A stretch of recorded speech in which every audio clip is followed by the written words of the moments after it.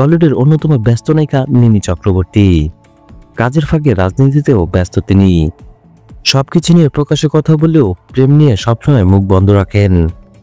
একটা সময় মিমির প্রেম জীবন নিয়ে অনেক চর্চা হয়েছে, এমনকি গত কয়েক বছর ধরে নিজেকে সিঙ্গেল বলেও দাবি করেছেন এই নায়িকা। তবে এবার ছুটি কাটাতে গিয়ে প্রেমের ইঙ্গিত দিয়ে দিলেন তিনি। সেটি আমার সন্দেহ প্রকাশ করেছেন তার বান্ধবী পার্নো মিত্র। বিভিন্ন সময় একাকী ভ্রমণে যান মিমি, যেখানে যান সেখানকার ছবি নিজের সামাজিক যোগাযোগ মাধ্যমে শেয়ার করেন।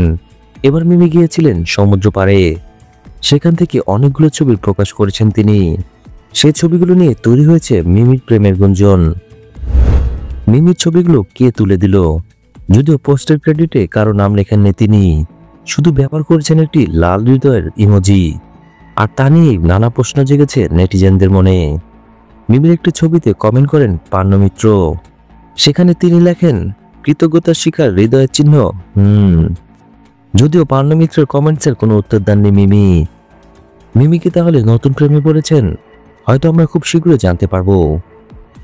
ভিডিও ভালো লাগলে অবশ্যই লাইক দিয়ে যাবেন। পরবর্তী ভিডিওগুলোর জন্য অবশ্যই চ্যানেলটি সাবস্ক্রাইব করে রাখবেন।